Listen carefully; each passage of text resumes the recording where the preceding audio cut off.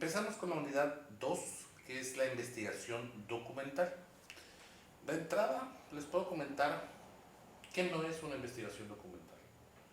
Copiar, pegar, cambiar fuente de algo que buscaron, que encontraron en internet, no es una investigación documental. Buscar en un libro algo y copiarlo tal cual del libro tampoco es investigación documental. La investigación documental ya analiza las fuentes. Si tú solamente copias, pegas, cambias fuente o copias directamente de un libro, lo único que estás haciendo es una transcripción, nada más. Una investigación documental, repito, ya lleva un análisis, ya lleva a identificar qué parte de la teoría que las fuentes me están indicando, que las fuentes me están comentando, voy a considerar para mi investigación.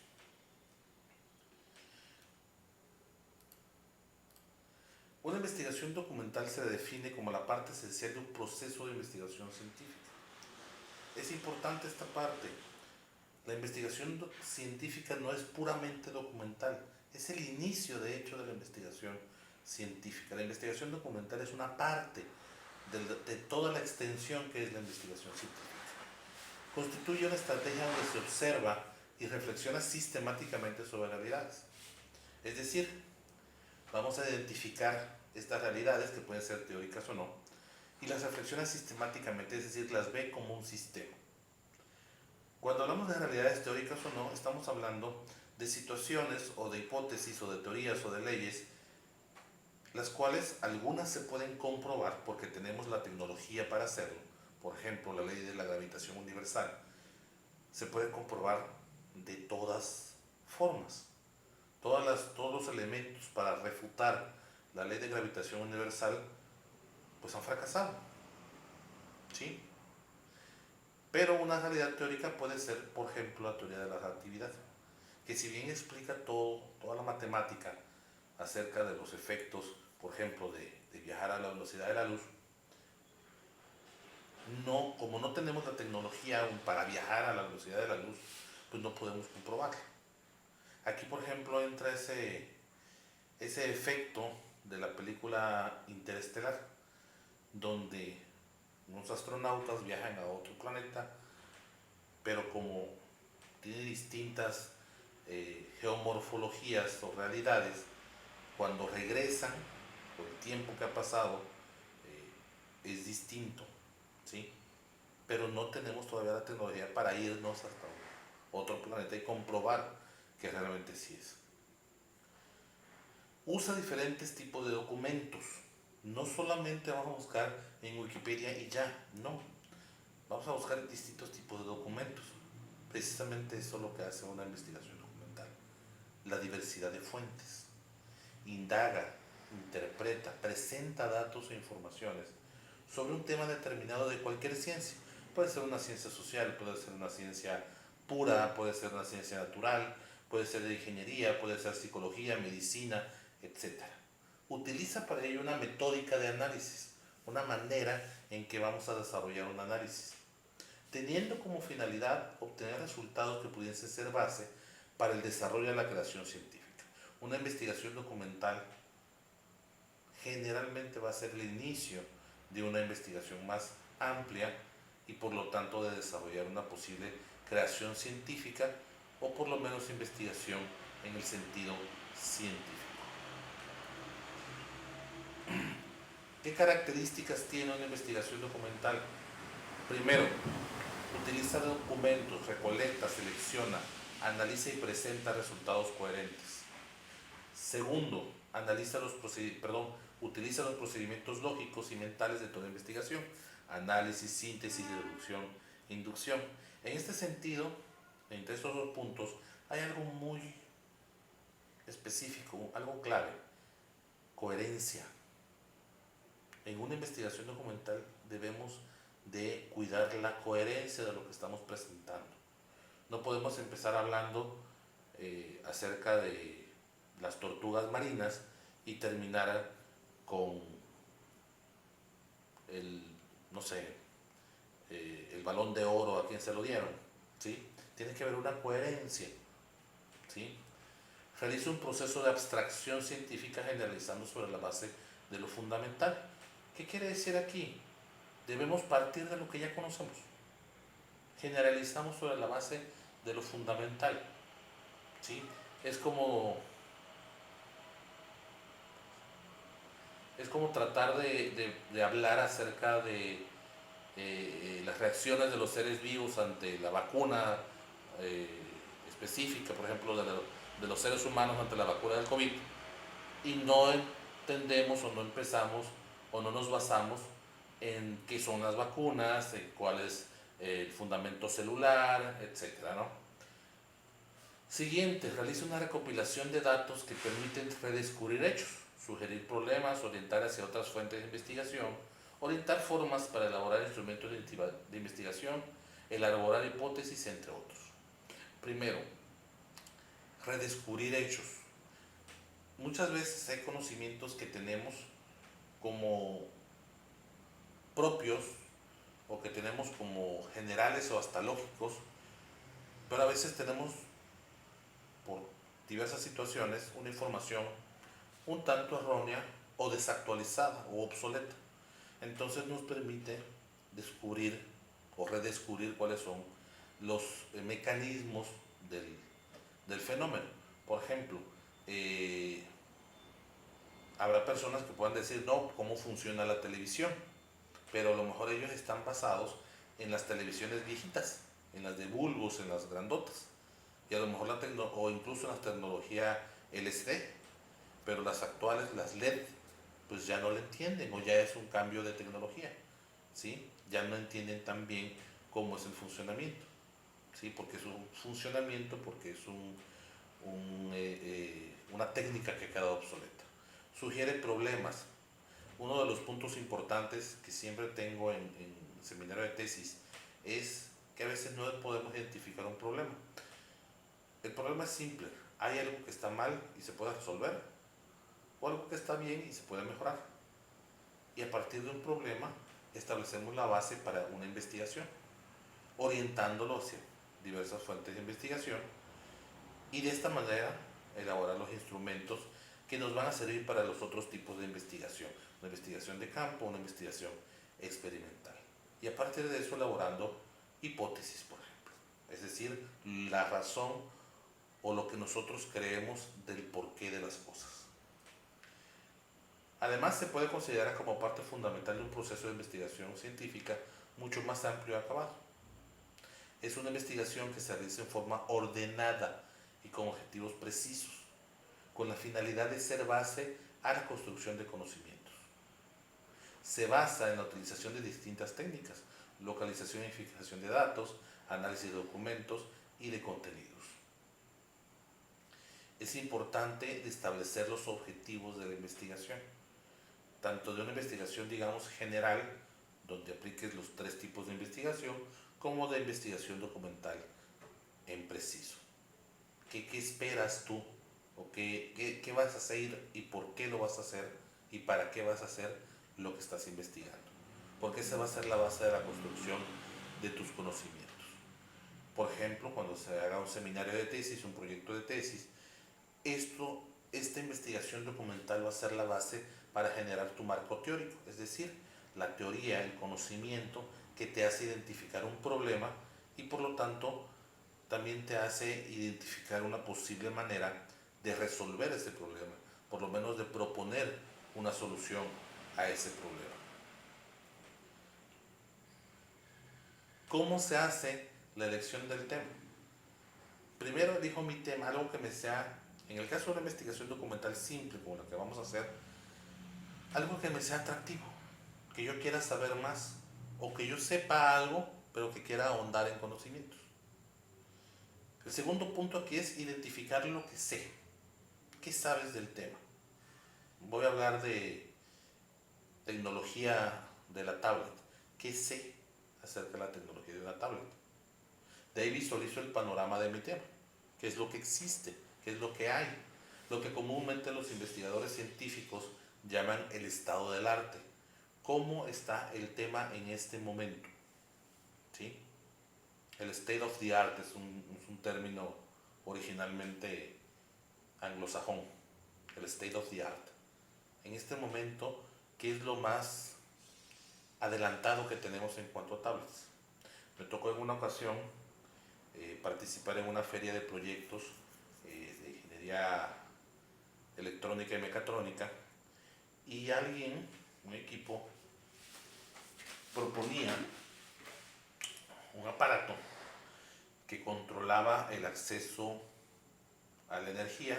O sea, se conectaba un apagador y controlaba el acceso a la energía a través de su celular. Y le pregunto, ¿qué diferencia hay entre eso, ese producto o ese proyecto que está llevando a cabo, y lo que conocemos actualmente como los plugs inteligentes? Me dice, ¿qué es eso? Le digo, mira, le enseño mi celular, busco en Amazon, y digo, mira, en Amazon venden estas cositas que tú lo conectas a la toma corriente, conectas el aparato y desde tu celular controlas el acceso a esa energía. Ah, es que no sabíamos que eso existía. Tienes que hacer tu investigación del estado del arte para saber qué puedes mejorar. La idea por sí es buena, pero es algo que ya existe. Entonces tienes que basarte a partir del estado del arte para generar una nueva investigación. Y precisamente ese es el último punto, determinar los límites de mi tema. ¿Dónde inicio y dónde pienso acabar o dónde puedo acabar? Dependiendo de lo que vayamos investigando o de lo que esperamos de nuestra investigación. El siguiente punto, que es importante, es el acopio de la bibliografía. De entrada, ¿qué es una bibliografía? Es el conjunto de documentos que nos van a ayudar para realizar nuestra investigación, nuestras fuentes de conocimiento acerca de la investigación. El acopio de la bibliografía consiste en detectar y consultar la bibliografía y otros materiales que pueden ser útiles para los propósitos de estudio, extraer y recopilar la información relevante y necesaria que atañe a nuestra investigación. Esta revisión es selectiva, pues continuamente se publican en diversas partes del mundo cientos de artículos dentro de las diferentes áreas del conocimiento. En el caso de la actividad que van a realizar, yo les pido generalmente que sean artículos, que sean fuentes con no más de 10 años de antigüedad, es decir, estamos en el 2021, que sean fuentes de 2011 en adelante. En muchas universidades, cuando vas a formular tu proyecto de tesis, no te dan 10 años, te dan 5. Que tus fuentes tengan un máximo de 5 años para que puedan ser integradas a una investigación. A veces decimos, no, pero pues es que es un libro que tiene mucho tiempo, o por ejemplo es un estudio bíblico y la Biblia tiene 2000 años de antigüedad. Puede que sí, pero hay revisiones, ¿sí? Hay revisiones que se hacen constantemente a todos los libros, incluyendo la propia Biblia, ¿sí? ¿Por qué? Porque hay interpretaciones, porque hay opiniones, etc. ¿Sí? Entonces deben de ser elementos lo más actual posible.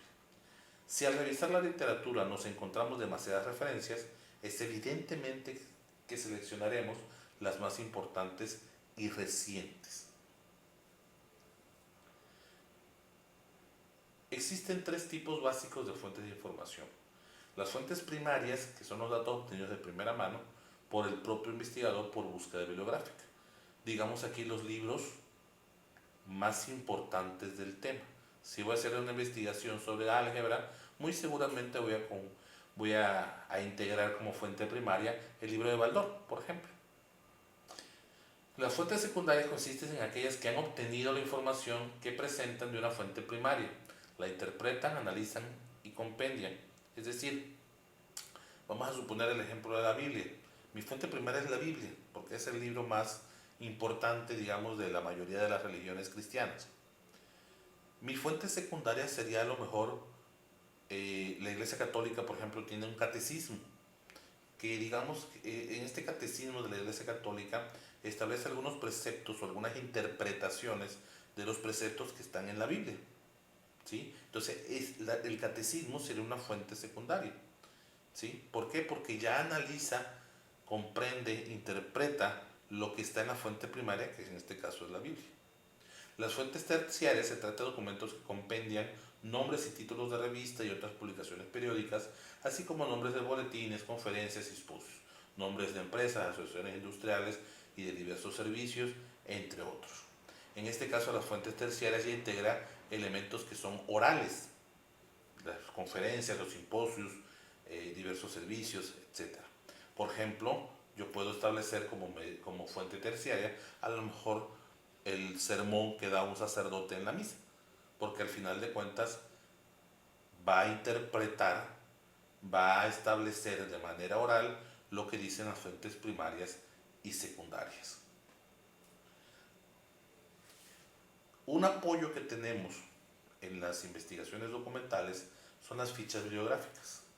Una ficha bibliográfica es una anotación que se hace al final de un artículo o libro con la información de las fuentes que se han utilizado para realizarlo. Incluye el autor, el título del artículo o libro, la fecha de la publicación, la editorial, las páginas, tanto las páginas de manera general, cuántas páginas tiene, como la indicación de que en qué páginas obtuviste o leíste lo importante para tu investigación. Actualmente, a través de procesos de textos especializados como Word, en concordancia con el formato APA, se utiliza la herramienta referencias para recopilar los datos de la fuente y se inserta la ficha. ¿Qué es el APA? Lo van a encontrar muchas veces en sus proyectos, le van a pedir sus maestros que citen en formato APA. APA significa American Psychologist Association, Asociación Americana de Psicología, y esta asociación genera un formato, una formatería de cómo presentar en general un trabajo de investigación y específicamente en este contenido las fichas bibliográficas, qué elementos se deben de presentar, se deben obtener de las fuentes y cómo se presentan, con una formatería específica. Una vez que ya tenemos todo esto, vamos al esquema de trabajo. ¿Qué cosa es el esquema de trabajo? El esqueleto de lo que vamos a llevar a cabo. Este esquema resulta el medio idóneo para llevar a cabo una nueva tarea previa al desarrollo de tu investigación, puesto que refleja con claridad los elementos integrantes de cualquier tema, las clases en que es posible agrupar estos elementos de acuerdo a su naturaleza, la relación jerárquica que debe imperar tanto entre las diversas clases como entre las características de cada una de ellas. Este esquema nos sirve para identificar, insisto, la temática de nuestra investigación documental, separándola de acuerdo a las necesidades de la propia investigación, con un orden, con una coherencia, como veíamos hace rato. Una vez que se ha decidido el formato más claro para el esquema, se siguen los siguientes pasos. Se reflexiona sobre el tema, se divide en partes, cuáles van a ser las partes específicas del proceso, se determina cuáles pueden ser sus elementos componentes, se analiza cuidadosamente esos elementos para decidir cuáles de ellos son esenciales y cuáles son accesorios. Reúne dentro de una misma división los elementos de la misma índola y que constituyen una sola clase, es decir, agrupa todo el conocimiento que nosotros podamos integrar en nuestra investigación dependiendo del propio esquema. Abre cada llave o inciso numérico a partir de una definición que aclare la naturaleza de sus elementos. Por ejemplo, lo que tenemos específicamente en esta diapositiva. Ordena jerárquicamente las distintas llaves o incisos numéricos en orden de importancia. Dependerá de cada uno de los investigadores cuál es el orden de importancia, ¿sí? De manera cualitativa, cuantitativa, de importancia numérica, de importancia social, dependerá del tipo de investigación. Y de ahí lo que sigue es el desarrollo de la investigación. Buscar en las diversas fuentes la información que nos compete, la información que nos atañe, la información, el contenido que debemos integrar, que vamos a integrar en nuestra investigación. Generalmente va a haber algunas formas básicas de desarrollar la investigación, de redactar lo que va dentro de la investigación.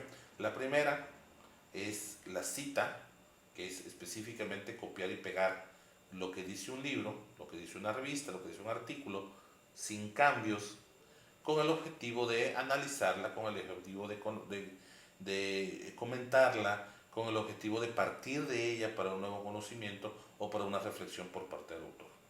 La segunda es la paráfrasis. No es copiar exactamente como está, pero es dar la misma idea pero con nuestras propias palabras.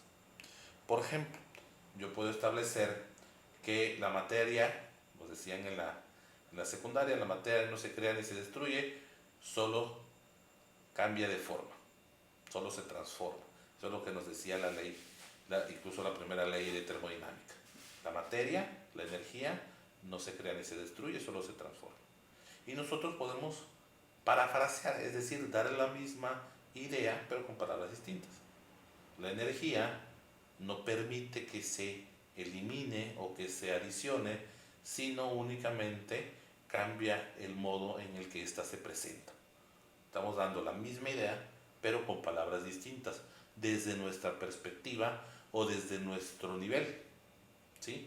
Muchas veces vamos a encontrar artículos, elementos textuales que son científicos y que tienen un lenguaje muy técnico, y nosotros nos tocará como que interpretarlos, como que traducirlos para un lenguaje a lo mejor un poquito más claro, más plano, más coloquial. Y la última, pues es la mayor parte de la investigación, es dar nosotros la pauta para lo que se está integrando, redactar nosotros, ¿sí?, desde nuestra perspectiva, con base en lo que hemos investigado, con base en lo que hemos establecido, con base en lo que hemos consultado. Una redacción completa y absolutamente nuestra. De ahí vamos a las fichas de contenido, muy similares a las fichas bibliográficas, pero en las fichas de contenido, como vemos en la diapositiva, se integran otros elementos.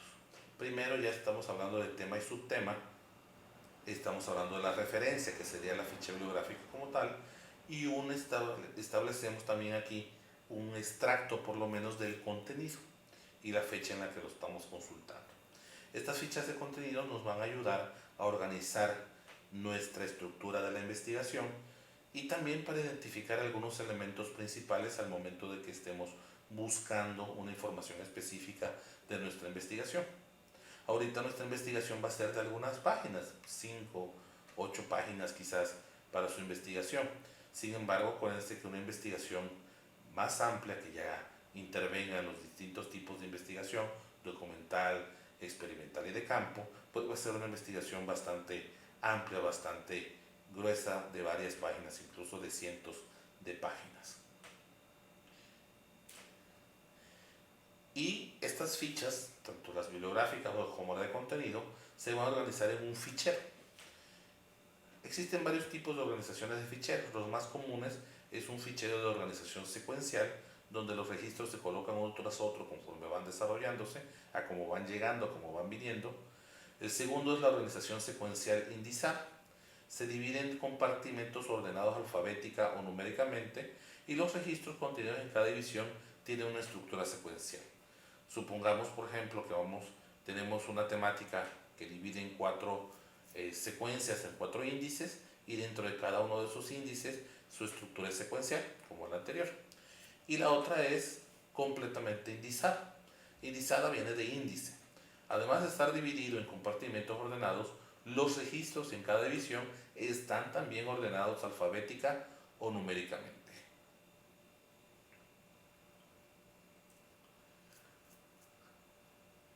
Posteriormente vamos a la redacción del borrador, es decir, vamos a redactar nuestro trabajo con la idea de que lo vamos a revisar varias veces, o a lo mejor pedimos la opinión de alguien más.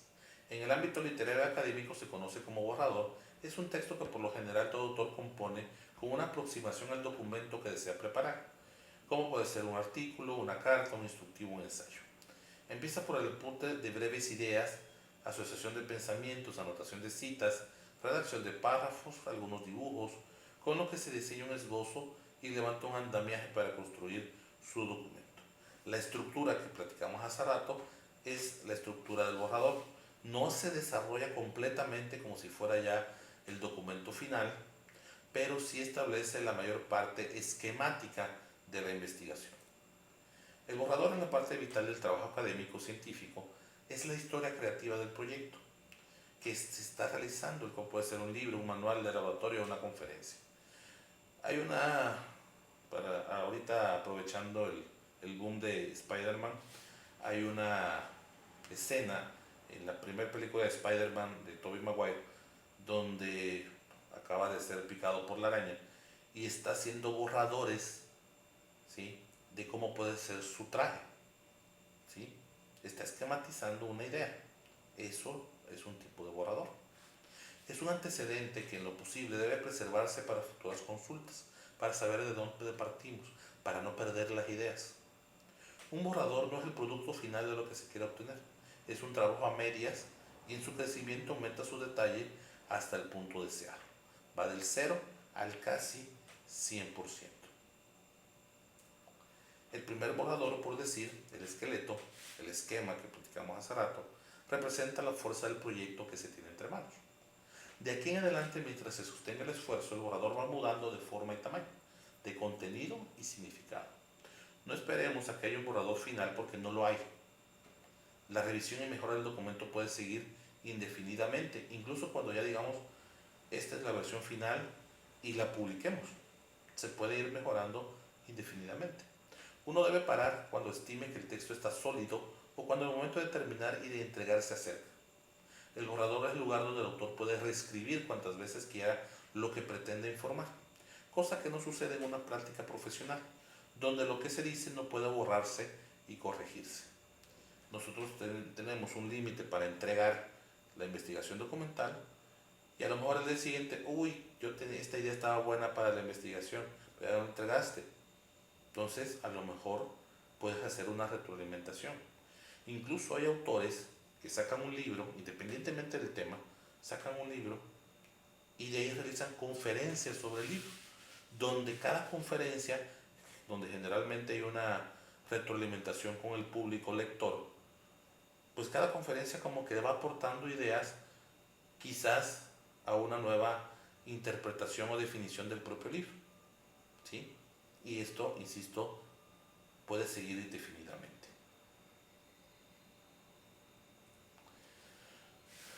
Por último, la presentación final de su investigación. La estructura de un informe final de una investigación documental es relativamente simple. Una introducción, un desarrollo y una conclusión. En la introducción es un anticipo resumido de aquellos temas que después aparecen desarrollados en el trabajo. ¿Qué vamos a ver? ¿De dónde vienen? ¿Por qué esta idea? ¿De dónde nace la idea? Entre los principales. El desarrollo de la fundamentación lógica, minuciosa y gradual de la investigación. Aquí se integra la parte medular del documento. Su finalidad es exponer hechos, analizarlos, valorarlos y algunas veces tratar de demostrar determinadas hipótesis en relación con dichos planteamientos. Por último, una conclusión. Esta es la última impresión que de un libro o trabajo de investigación retiene el lector y ello obliga todavía más a exponer aquí las ideas con claridad. A veces suena un poquito redundante, pero es establecer cuál es el mensaje concreto del libro, de la investigación, del artículo que se está llevando a cabo.